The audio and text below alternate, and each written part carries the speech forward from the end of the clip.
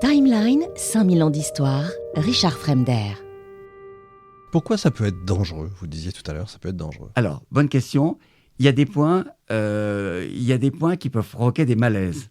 C'est-à-dire que quand il y a un point au-dessus de la tête, qui est un point formidable pour la mémoire et la concentration, mais qu'il ne faut jamais poser en premier point. C'est-à-dire qu'il faut poser les autres points dont on a besoin pour rééquilibrer un système nerveux, et le point qui est au-dessus de la tête, le poser en dernier. Pourquoi ? Parce que si on le pose en premier, il peut déclencher des syncopes. D'accord. D'accord ? Okay. Et il y a un autre point qui est le méridien du rein, qui est sous la voûte plantaire. Lui aussi, il est syncopal. C'est un point que je n'utilise jamais. Je sais pas, alors que 3 points plus loin font la même action sans le risque de... Bon. Et puis, il y a... par exemple, je raconte ça dans le livre, pourquoi il faut être médecin et que certains points peuvent être dangereux. J'étais rue de Ponthieu dans un centre de rhumato, une dame que je connaissais bien, et à qui j'avais soigné beaucoup de choses, et puis elle dit, oui, aujourd'hui j'ai mal au genou. Bon, j'examine le genou. Et il y avait une phlébite en formation. Ah oui. Donc, et j'avais l'infirmière, je lui ai dit, voilà pourquoi. J'ai eu la chance de ne pas passer à côté de cette phlébite. Bien sûr. Si je piquais, si j'avais posé les points que j'aurais dû faire, je lui ai déclenché une embolie pulmonaire sur le champ. Donc, non seulement il n'y a eu aucune aiguille, mais elle est partie à l'hôpital en ambulance. Nous sommes d'accord. D'accord ? Alors aujourd'hui, on est en France. Oui. On est en France en 2025. Trouver un médecin, c'est déjà très compliqué. Voilà. Si on veut, suite à l'émission, j'imagine beaucoup de gens vont se précipiter pour tester, pour voir un médecin acupuncteur. Est-ce qu'il doit être chinois ? Est-ce que, je plaisante à moitié, est-ce que donc il doit obligatoirement être médecin ? Ça, on est d'accord. Oui. Juste acupuncteur, c'est non. Oui. On est d'accord, c'est niet. Uniquement médecin acupuncteur. Non négociable. Non négociable. Est-ce que vous êtes nombreux à faire ce que vous faites, vous, sur l'oncologie ? Parce que malheureusement, personne n'est... Hélas, non. Ouais, voilà. Beaucoup trop nombreux. Surtout que maintenant, on commence à savoir que l'acupuncture a un rôle important dans l'oncologie. Et alors, la façon la plus pratique de trouver quelqu'un de compétent, c'est interroger les pharmaciens.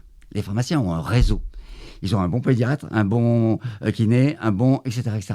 Moi, c'est les pharmaciens qui ont fait le lit de ma clientèle. D'accord. Pas en cancérologie, mais la base. Là, et ils ne vont pas prendre les gens pour des fous, en disant mais pourquoi pas un rebouteux pendant que vous y êtes. Ah. Je ne plaisante pas quand je dis ça. Non, mais je sais. Non, mais maintenant, et puis attendez, les gens, à partir du moment où vous avez un nom, et encore une fois, les pharmaciens sélectionnent. D'accord. Ils ne vont pas se permettre de... C'est que 10 fois, 20 fois, les patients se racontent dans une pharmacie. Ils parlent avant, après. Bon. Et moi, mon grand-père était pharmacien, c'était presque un co-médecin de la famille. Bien sûr. Et je vois, les pharmaciens notent le nom de gens qui peuvent recommander. Bon. En cancérologie, c'est beaucoup plus compliqué. Pourquoi ? Parce que mes confrères, que je contribue à former, parce que j'enseigne aussi à Paris 11 Sud, c'est compliqué la cancérologie. Ah bah oui, c'est compliqué. Oui, c'est compliqué. C'est compliqué techniquement, parce que ça demande pas mal de points, beaucoup de points, et qu'il faut être aussi formé. Moi, je continue à être passionné par cet univers, mais c'est un univers violent. Ouais. Très violent. Ouais, j'imagine. Dans tous les sens du terme, fort en émotions positives. Et quand on affronte les patients en fin de vie, on est souvent les seuls à continuer à les suivre. Ils nous demandent. Frédéric, je l'ai vu 6 jours avant. Ouais, vous le racontez dans le livre. Et souvent, leur dernier souffle, leur dernière énergie, et on leur permet de passer dans l'au-delà, dans le calme et sans angoisse, apaisé, entouré bien sûr. Mais bon, ça c'est très très violent parce que il se noue des liens très très très forts entre eux et nous. Il n'y a aucun transfert. Mais on se parle, on s'écoute, on partage les joies, les plaisirs. Moi, je veux avoir le temps aussi qu'ils me racontent ce qu'ils font, ce qu'ils vivent, la grand-mère, les enfants. Moi, je raconte dans le livre cette vieille grand-mère qui voulait absolument voir naître son arrière-petite-fille et assister au mariage de son petit-fils. Ouais. Bon, je ne l'ai pas dit dans 3 ans, mais on est arrivé à repousser ses propres limites. Et ça, c'est costaud. Ouais. Mais quand elle nous quitte, waouh, c'est violent. Oui, je comprends. Et donc, si on n'est pas... J'ai appris, hein. J'ai appris. Mhm. J'ai appris. C'est pour ça que je raconte aussi que après la mort de Frédéric, j'ai voulu tout arrêter. Oui, je parce que comprends. c'était trop violent. Donc, j'ai appris. Vive la thérapie, quoi. Il faut pas être empathique. Hein. Non, non, Empathique, non, parce que c'est- il faut l'être un peu. Hein, il faut, même Oui, beaucoup. oui, Mais il faut savoir se protéger. ça doit être assez, Ouais. assez compliqué. Ouais. Donc, quand vous écrivez un protocole, enfin, quand je sais pas comment on dit, Oui, vous oui, diffusez oui. un protocole, etc., justement, les autres médecins acupuncteurs pourraient s'en servir. Ah, mais bien sûr, tout est sur la table. J'ai écrit dans une revue qui s'appelle Acupuncture et Moxibustion, c'est une revue scientifique destinée aux acupuncteurs. Bon, tous les protocoles, D'accord.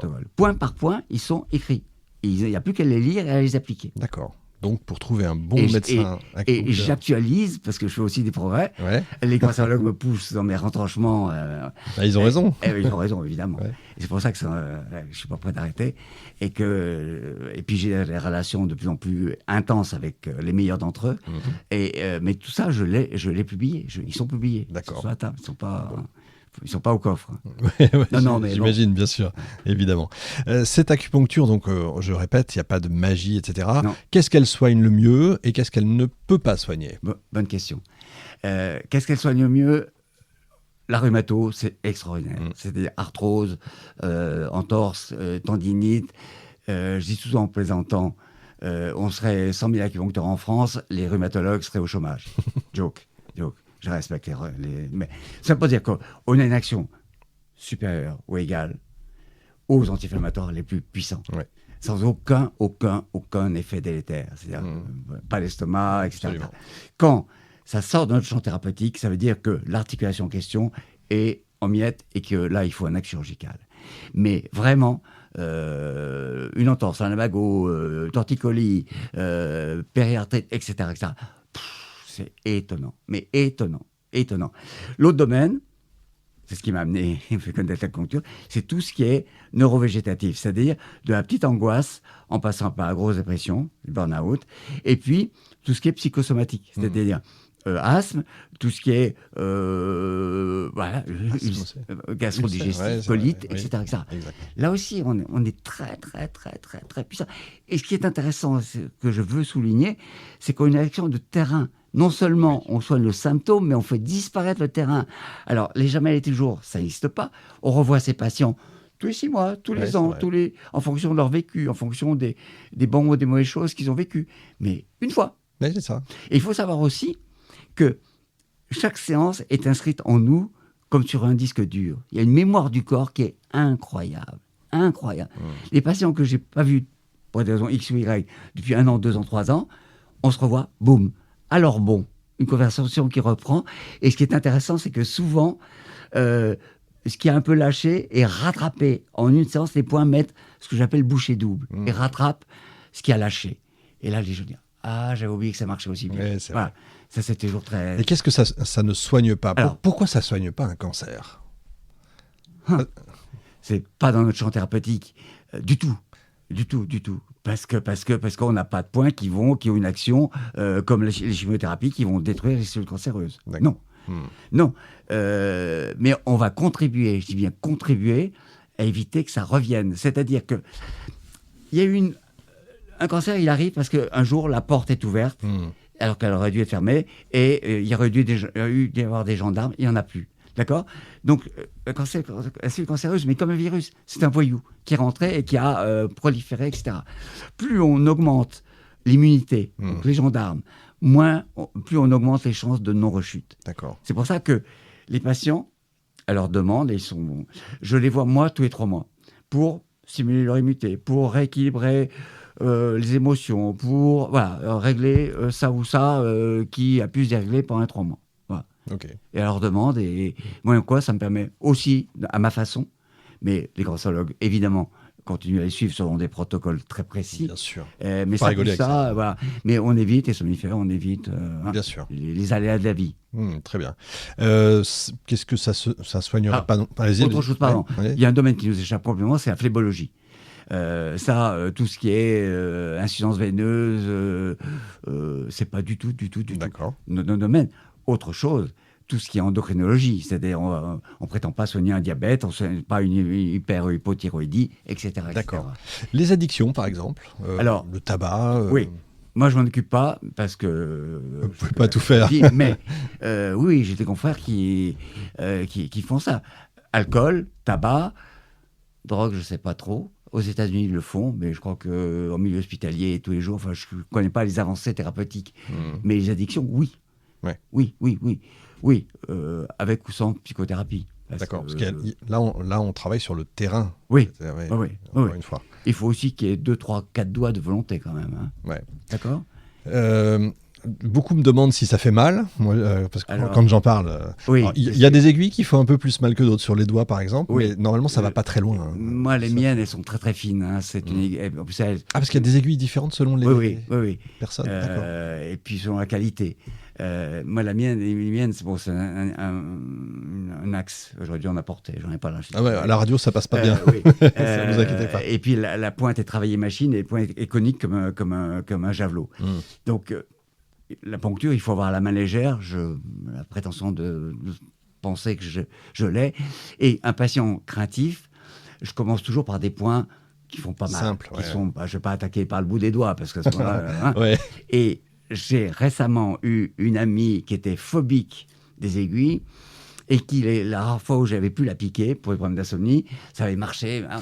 Et il se trouve que récemment, j'ai 2 patientes aveugles. Bon, et j'ai dit, mais alors je lui ai proposé, j'ai dit, écoute, si tu es d'accord, tu fermes les yeux, je te dis avec ma main où est-ce que je suis et c'est passé.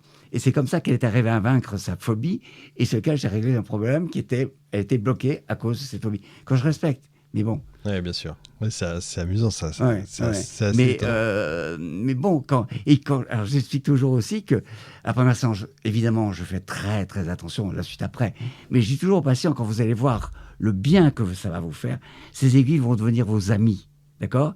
Et parce que les séances d'acupuncture post-chimiothérapie sont parfois plus durement ressenties que celles que je fais la veille ou l'avant-veille d'une chimiothérapie. Eh bien, il faut savoir oser lever un peu le pied. Oui. Dire, OK, je ne pose pas tel point parce que ça va être un peu dur. Et je ne veux pas qu'il y ait un mauvais souvenir de cette séance. Bien Donc, entendu. il faut avoir osé lever le pied. On perd peu ou pas d'efficacité. Il est évident Il faut que... écouter le patient. Oui, bien sûr. Il est évident, et là je le répète parce qu'on ne sait jamais, Oui. vous n'achetez pas vous-même des aiguilles Non. sur Temu ou je ne sais quoi, vous ne posez pas vous-même ce genre de choses, c'est grave. Les aiguilles, elles Donc, sortent je montre très clairement qu'elles sortent d'un certain blister, elles vont dans une boîte jaune, et cette boîte jaune part à 50 km de Paris dans une usine qui les fond et qui rejoint les bistouries intramusculaires, etc. C'est ça. Elles sont jetées à chaque fois. Ah oui, à une date précise, et ça part pas dans une déchetterie hypothétique. C'est très très important. Ouais. Depuis les années 80. Et j'ai vu arriver sur le marché les aiguilles à usage unique. On m'a demandé, moi, quelles aiguilles je souhaitais, parce qu'il y a des confrères qui aiment piquer avec des aiguilles plus longues. Ouais, Bon, ouais, peu importe, j'ai vu les l'important c'est de piquer.